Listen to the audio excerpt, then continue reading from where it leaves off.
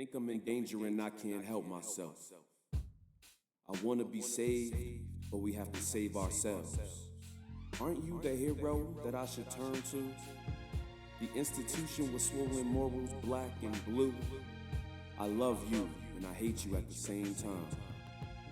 I believe and lose faith in the same rhyme. How can we mend this fence separating our people when you put lead in wooden bodies like a pencil? My life is not like anybody else's, but sadly enough, it's like everybody else's who's here. You know, I think that it's not about necessarily what you go through, it's also about what you get from it. And I am the less than 1%. You know, like I'm the first person in my family to go to college. I'm the first person in my family to graduate from college. Now I have 2 degrees and all of that kind of stuff, but it came from blocks like this. There's nobody from that life that I knew who made it as far as I did on paper. But that doesn't mean that I did better than them necessarily. That just means that I somehow made it out, even though I'm not really out, because there's still people who live in these areas that I care about. 33rd and Lehigh. This is the first place I've ever had a house. It was a duplex. It was really a row house that they separated into 2 apartments. And it was where my mom, myself, my older brother, and my younger sister stayed. And as you can see behind us, if you look close enough, that's a cemetery. So it's almost apropos that I grew up around death. I don't know if it was a home, but it was the first place I had a house. Being in the house with my brother, we used to play games that we made up every single day because we didn't really have toys growing up poor. So we would just make stuff up as we went around the house. That was pretty dope. That was a good time. And least enjoyable memory is probably being abandoned on this here block, which is why we ended up moving. You know, like we ended up moving in with my grandmother very soon in life. 25th and Oakdale. This is where we moved to after 33rd Street. And with my grandmother in this place actually right here. This was also an apartment complex. That's the North Philadelphia version. It's basically a house that they divided into 2 different areas. We had the whole top floor. It was interesting because it was like 5 of us living here in a space that was designed for 1 person to live here. So this is the OG digs. This is where we spent a lot of our life from like age 4 to like I was age 9. I was the first person to stay with my grandmother. I came here and I was like, I'm not leaving anymore. This is what it's gonna be. And this is also one of the first places why I hate Christmas actually. Somebody actually pulled a gun out on us on like Christmas Eve right here out of a Santa Claus hat too, so Merry Christmas. And then actually right here was the first time I actually experienced my first murder, believe it or not. So it was a woman, my grandma used to call her Selena. She was getting brutalized out here and we called the cops like over and over again, they never came. And apparently she got stabbed to death. Like we read about it in the paper, and then we came out like the next day. It was pouring down raining, and you could see like the bloody water kind of washing into the street, washing into the gutters, actually into that sewage drain right over there. And we'll never forget it. Like that was the first time. And on my way back to school, actually, we were coming down here, and people opened up fire. And I was 7 years old, so like they opened up and they were shooting in between us. So it was my brother, my grandmother, myself and my little sister, and we just hit the deck and they just shooting at each other. And I remember a bullet ricocheting by my right foot and we all down. And it's my first shootout. So Oakdale, good block. You know, we've been here. It's just an interesting time. And it's one of the saddest parts about it is that that's normal. That's not something that's like, oh, you almost got shot? Cool, it's a Tuesday. You know, a woman gets brutalized and the cops don't come? Cool, that's a Wednesday. You know, but this was the first place that we had that resembled a home. But look at where it's at, you know, like even the conditions of the homes, the conditions of the houses, it shouldn't be like this, but it is. You know, these people pay taxes like everybody else, but where's that money going to? This building right here has literally looked the exact same way since I was like 7 years old. Exact same way. This was where we stayed from like 99, 2000. We were here until 2009, my sophomore year in college. Right across the street, actually, that house that's all messed up. That actually was the house of a good family friend of ours, put on fire really badly.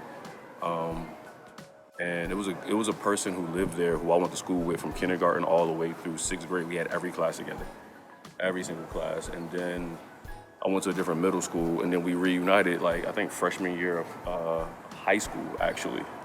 And I didn't realize how close we were, but she ended up dying when I was still in college. Right when I got out, she joined the Navy. And allegedly she had a seizure underneath the water inside a submarine. So it was just straight up like, there's nothing you can do about that, like, it's gone. And that crushed me. That was the last time, for a very long time, that I cried like that. Like, I didn't realize how close we really were. And then when I broke down when I saw her in her casket, and then my grandma, I was like, I don't know what's going on. And she was like, that girl was family. You had class with her for your entire life, basically. Like, that girl was basically family. And she was always so sweet. You know, like, even when I felt like she was being annoying, I couldn't even stay annoyed with her. I'm like, all right, man, it is what it is. Because she was always so joyful. And for me, it's hard to be joyful in a place like this.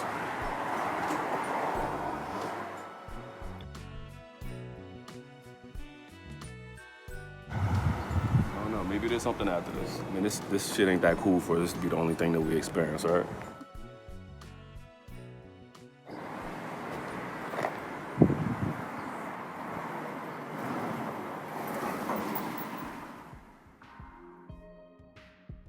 Rittenhouse Street, Rittenhouse in Stenton. Yeah, Rittenhouse in Stenton. This is where my brother and I used to come every weekend whenever we could and spend summers up here. It was our aunt and uncle's block. We actually used to leave our hood to come to this hood because it was a better hood. At least we thought so. At least it wasn't the hood that we had to see every single day. We got really, really close and really, really tight with a lot of the community out here. It was really community focused, even when we weren't doing the best things in the community. So yeah, this is Rittenhouse in Stenton. This is like home away from home. This was also where I learned how to use SEPTA, believe it or not. I started taking SEPTA by myself at 8 years old to here, going back home after I did it for like a year at 7 years old with my brother. You know, there's people who we met on this block and who we knew on this block who are no longer here. Either they're in prison, they're dead, or they're just somewhere else in the world. We watch people hustle and get money on this block. We watch people fall because of what they was hustling on this block. We saw how people go from being healthy on this block to being drug addicts. We seen people come out of that drug addiction. You know, like this block is special to me because a lot of the people who I called friends and family growing up from like 8 years old to 13-year-old came from this block.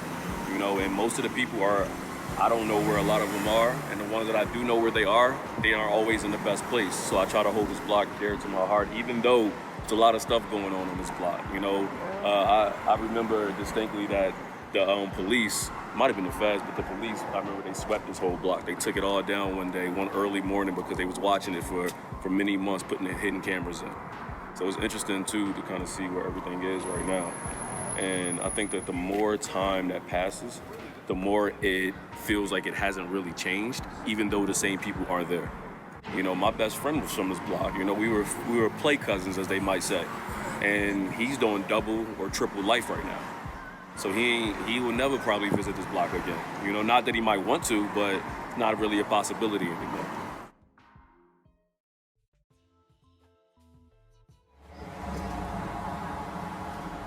This was my middle school right after R.S. Walton. And it doesn't even feel like North. It feels like you're in a completely different place. This is the first time in my life I ever felt safe in school. As you can see, it's gated up, it's boarded up a little bit. It's a Catholic school. I don't even know how my family afforded to send me here, but somehow they made it work. And they tried to send my little sister and little brother here, but they both got kicked out. But Sister Nancy actually was the principal of this school. And she still, to this day, requests me to come down and see people and talk to people whenever I'm around. St. Martin's was amazing because it gave me some type of refuge. This is the church part of St. Martin de Porres, right? And sadly enough, one of my homies, not gonna say his name either, he was shot in the head actually, who went to the school with me back when I was a junior or senior in the high school, one of those two. And his funeral was actually here because we all went to middle school here, so he didn't even get a chance to graduate. He got killed before we all graduated. And the reason why that one messed me up so much, not only because, you know, somebody got killed that I knew and cared about, but he actually was handicapped. So he was born with a physical difference where the story goes he was getting robbed. He saw the person's face who robbed him, so they shot him in his head. Earl Dobbins High School. It's my first high school that I was forced to go to by my grandmother. I had to get up out of here, you know? Like every day when we started school, we would have to go through a metal detector. Then we would get patted down, wanded down like you're about to hop on a federal plane or something. And that was before homeroom. And I was in a lot of classes where there was too many students, not enough books. Like it would be 35 people in a class, maybe 27 books. The textbooks are old. Students fighting teachers, teachers fighting students. Not at all a place where you can really learn and prosper and grow. And since I was forced to go here, I didn't have really any connection with it. So after my freshman year, I transferred myself out. I brought the papers, so my grandmother had her sign it, and went to a different school. Growing up, I always tried to keep my friends out of my area. So wherever they were at, I would go to them. You know, I would never have people come to my house typically growing up. So I didn't want them to see the stuff that I was seeing, and I knew I couldn't protect them even if they came down because I couldn't even probably protect myself. I was going to the school. It was the weekend, and I woke up in a lot of pain in my stomach, and it was so bad that like I was physically like sweating, keeled over, tears in my eyes, and growing up in a lot of black neighborhoods, unless like your arm is hanging off by a thread, you're probably not going to the doctor. So my grandmother thought I was overreacting. So I'm in bed, and in typical fashion, she was like, "Just eat something, you'll be fine." I'm like, my stomach hurts. Why would I eat anything? So I tried to eat something, I couldn't get it down. My brother ended up waking up and taking me to the hospital. He's like, "I don't care, like, I'm gonna take you. I know you don't wanna go." And she's like, "Whatever." She gave him my information, sent me to the hospital. And that saved my life because I was going through appendicitis. And they said once they actually opened me up and took my appendix out, it ruptured as soon as they took it out. So it was like straight up, and when your appendix ruptures in your body, it spreads poison through your entire body. So the fact that I got there after many hours and got into surgery, it was interesting. And then like the recovery, I went home and then I came back here to school like a couple days later, and I had this really weird odor. Like it was super weird. And then my friends at the time who were here with me, it was like trying to play. I was like, "Yo, you can't hit me." And they was like, "Oh, my bad." But I remember vividly sitting in Miss Cranny's English class, and I'm like smelling myself. I'm like, "What the hell is that smell? Like, what's going on?" I didn't realize that, what's it called? Penicillin. It was still in my body, but it was coming out of my pores, and it has like a very distinct smell, and I didn't know what it was. And then I went to the doctor, and he was like, "Oh, that's the penicillin working its way out your body." I'm like, "Doc, surgery was like a week ago. Like, why am I still working penicillin out?" But that showed you how they pump you full of drugs. And I say that story not just because I think it's an interesting story, but it also shows you something because growing up, we don't really partake in the healthcare system the way we probably should or should be able to. So tragic things could happen. Like my brother wasn't there, I probably would have died in that room. And then when I was in the hospital, they gave me my own morphine drip. I was 125 pounds, 14 years old, and they gave me my own button that I can control my morphine. And I was so high that I tried to jump out of a window because I told my nurse I can fly. Like I literally was like, "I'm showing you something, I can fly." So I get up to get it. She's like, "Mr. Cottman, we got it." And then she looks at the morphine bag. It's probably like halfway gone. She's like, "Oh my God, we're giving you too much morphine. Like we're giving you enough for a grown man, and you're a boy." So they took me off of it, and I immediately became dope sick. Like it was like a heroin withdrawal. Like I got immediate pain came back. I started having the sweats. My stomach started hurting again. Like I was like constipated, like out of nowhere. Like, and I was in so much pain, and I was begging them for me to get my morphine back. And to me, that's the same thing as heroin. And in that moment, that's the reason why I don't take pain medicine usually. Like to this day, I usually don't take any pain medicine. So whatever pain I'm going through, I just take it on the chin because I know how much of a slippery slope it is to start taking pain meds and how much I liked it. I loved it. It was the best feeling I ever had probably. And I was like, nope. And I literally said nobody should ever feel this good. So when I said that, I was like, never again, I'm not going to do that. But freshman year, high school. This is where I transferred myself out of. When I showed you the school in 22nd and Lehigh, this is where I came. It used to take 2 hours to get here. So Cardinal Doherty was my way to get out of North Philly, even though I had to go back. So when I would come here, it was always something that was special to me because even though it wasn't always the best times, but we had a ball here. We played sports here, met a lot of good people here. I realized that there are schools that care, from St. Martin de Porres to Cardinal Doherty. It was heartbreaking when it closed. It really was. We tried to save it, tried to raise a bunch of money. I think the city of Philadelphia wanted like $3 million. We were able to raise like a $1.5 million or something like that. And even though, because it didn't get saved, what they did was they actually, they gave all of the students who were graduating scholarships to college with that money. Yeah. So, still pretty dope. And even at the top, you can still see Cardinal Doherty. The letters are, even though they're not there, you can still read it, kind of. Oh, when I graduated from Cardinal Doherty, I applied to like 7 or 8 different schools. I didn't want to stay in Philadelphia, but for whatever reason, I applied to St. Joe's because one of my guidance counselors actually at Cardinal Doherty went to St. Joe's. So I threw my hat in the ring here. St. Joe's gave me almost no money. Like when I say like almost no money, like I probably had to pay them to come here. Like I don't get it why. Like I was a really good student throughout my entire life. I played lacrosse. I was a captain on the lacrosse team. I was a black Catholic. So you would think they would throw your boys some bread. Not even close. Like it was, but I didn't really understand it to a certain extent because I was the first person in my family to go to college. So like me realizing, not really realizing how much money I'm hemorrhaging by coming to St. Joe's wasn't the most intelligent decision. But the only reason I actually came to St. Joe's was because I had a gut feeling, and it actually became the first home I felt like I ever had inside of Philadelphia.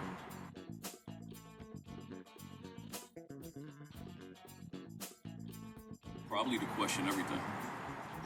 I know it's a Catholic school, so you probably wouldn't think that way. The first religion class I ever had was with Father Godfrey. And he walked in and he said, how many of y'all believe in God? And it felt like a trick question because he's a father. So, he was like, everybody put their hands up. But he was like, I believe in God as well. I can't prove that he exists, but I hope I'm right. I dedicated my life to this. And I was like, whoa.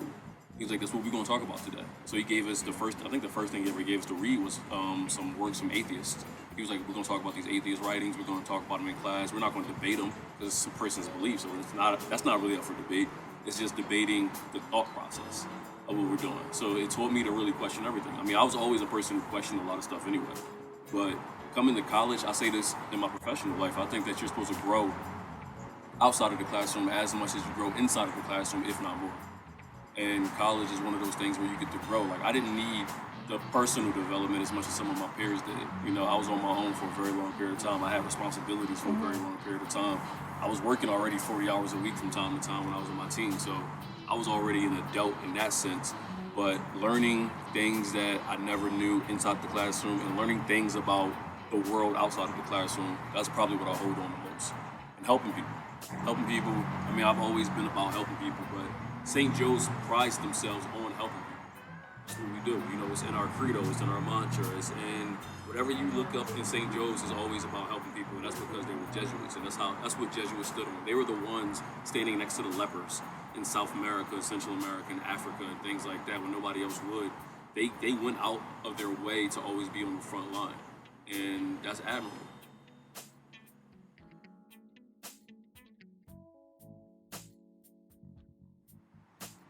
Enjoy every single day because it's really not promised. And even the idea that it's not promised isn't even promised. So what I mean by that is we all say certain things and cliches and all of that. You're like, yeah. But when you sit down and you live with it and you bask in it, you really understand how precious and fragile life can be and how time is forever fleeting. And don't wait until you graduate to go into the real world. That's some bullshit. You're in the real world now.